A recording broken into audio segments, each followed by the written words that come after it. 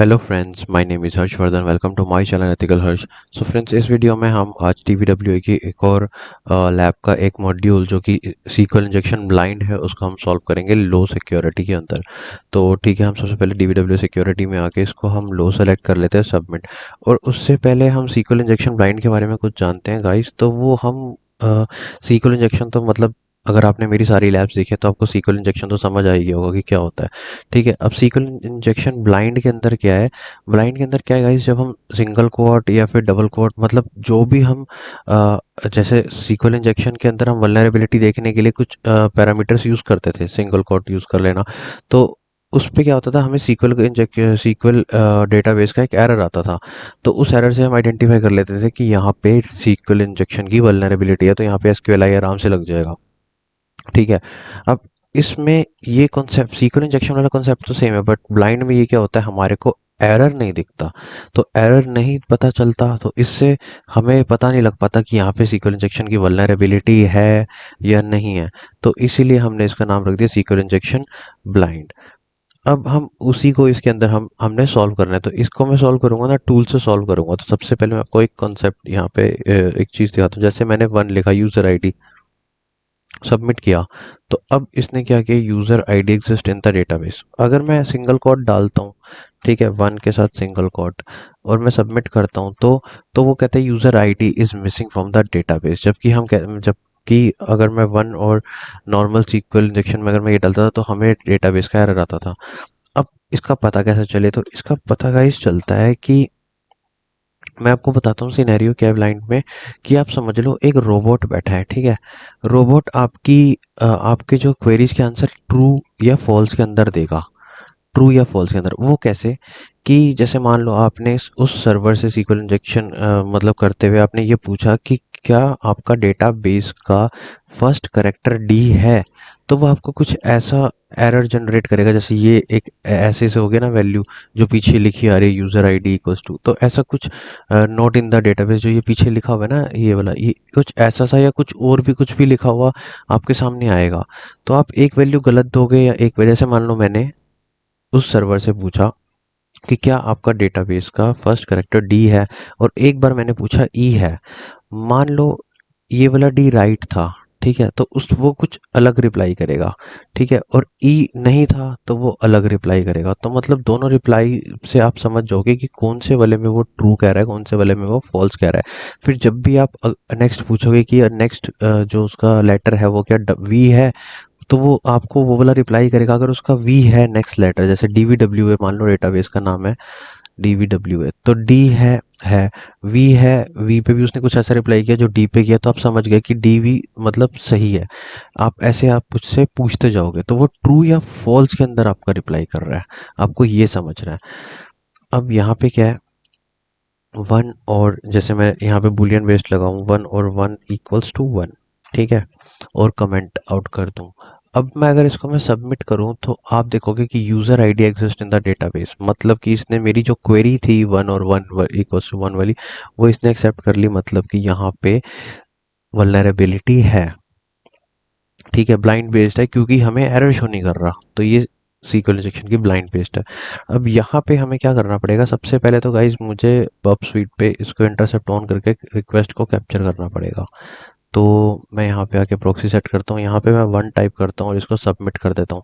अब मेरे पास यहाँ पे कुछ वैल्यूज है, मतलब जो मुझे यूज करनी है, और जो टूल मैं यूज कर रहा हूँ वो कर रहा हूँ सीक्वल मैप। ठीक है, अब सीक्वल मैप यूज करने के लिए आपको हाइफन यू यूआरएल के लिए, ठीक है, डबल इन्वर्टेड कोमास, और यहाँ सो गाइज मैं अपने बब स्वीट पे आ गया और मैं ये वाली रिक्वेस्ट को मैं कर लेता हूँ कॉपी रेफरर को। ठीक है, यहाँ पे मैंने इसको कॉपी किया और यहाँ पे आने के बाद मैंने इसको कर दिया पेस्ट।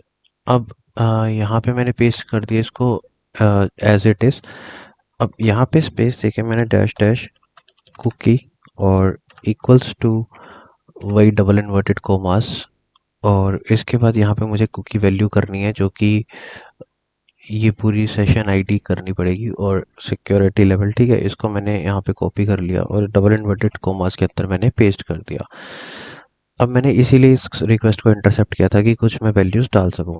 ठीक है, अब एक बार मैं चेक कर लेता हूँ कि रिक्वेस्ट मतलब सही से मैंने सारी वैल्यूज़ डाली है, साइन करी है नहीं करी। ठीक है, यहाँ तक ये ठीक है, सबमिट कुकी वैल्यू हमने डाल दी। अब यहाँ पे मैं करता हूँ डैश डैश टीबीएस डेटाबेस को एक्सट्रैक्ट करने के लिए, और मैं इस टूल को रन कर देता हूँ, इंटरसेप्ट कर देता हूँ ऑफ। और जैसे कि ये थोड़ा टाइम तो लेगा गाइस, क्योंकि आप डेटाबेस एक्सट्रैक्ट कर रहे हो। बाय डिफ़ॉल्ट इसको ये एंटर कर दो तो ये बाय डिफ़ॉल्ट वाली वैल्यूज़ लेता है। सो गाइस, अब आप देख रहे हो जैसे कि मेरे सामने इसने बता दिया कि आपके पास दो डेटाबेसेस अवेलेबल हैं, डीबीडब्ल्यू और इन्फॉर्मेशन स्कीमा। तो इन्फॉर्मेशन स्कीमा तो मोस्ट ऑफ द केसेस होता ही है हर एक डेटाबेस के अंदर, तो डीबीडब्ल्यू हमें ये डेटाबेस के अंदर ढूंढना है।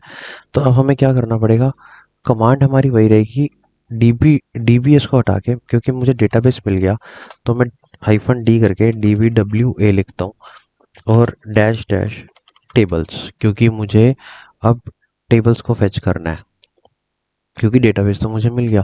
तो मैं कहता हूँ डीबीडब्ल्यू के अंदर जितनी टेबल्स है वो फेच हो जाए। तो अब आप देखोगे कि इसने गेस्ट बुक और यूजर्स दो टेबल्स बता दी। तो ठीक है, मुझे टेबल्स भी मिल गई, तो मैं यहाँ पे क्या करूँगा, टेबल्स का ये ऑप्शन हटा के हाइफन हाइफन कैपिटल टी, और टेबल कौन सी मुझे एक्सट्रैक्ट करनी है, यूजर्स की, क्योंकि मुझे ऐसा लगता है कि यूजर्स के अंदर कुछ इन्फॉर्मेशन होगी। तो मैं उस हिसाब से, क्योंकि यूजर्स के अंदर आईडी पासवर्ड मिलेगा।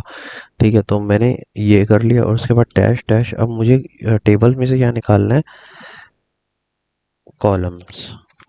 ठीक है, कॉलम, और आपने एंटर प्रेस कर देना है। तो अब आप देखोगे कि ये कॉलम फेच कर रहा है यहाँ से, कि यूज़र आईडी का कॉलम है, और last name, first name, password, ये सब तो आप इसने आपके सामने ये दिखा दिया कि ये तो इसके डेटा टाइप है कि वैर कैर इंटीजर है या टाइम स्टैम्प जो भी।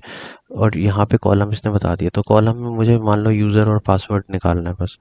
तो यहाँ पे कॉलम्स का स्विच हट जाएगा, उसकी जगह क्या आएगा, कैपिटल सी।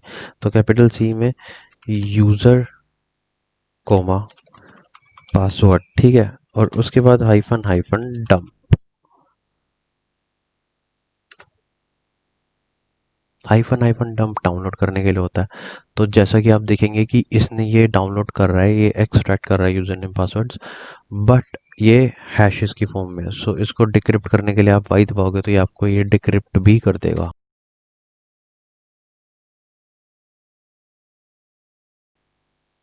सो गाइस, जैसा आप देख रहे हैं कि इसने डिक्रिप्ट भी कर दिया पासवर्ड, MD5 जो भी हैश था उससे आप इसने पासवर्ड डिक्रिप्ट कर दिए। तो ऐसे आप एक्सट्रैक्ट करते हो।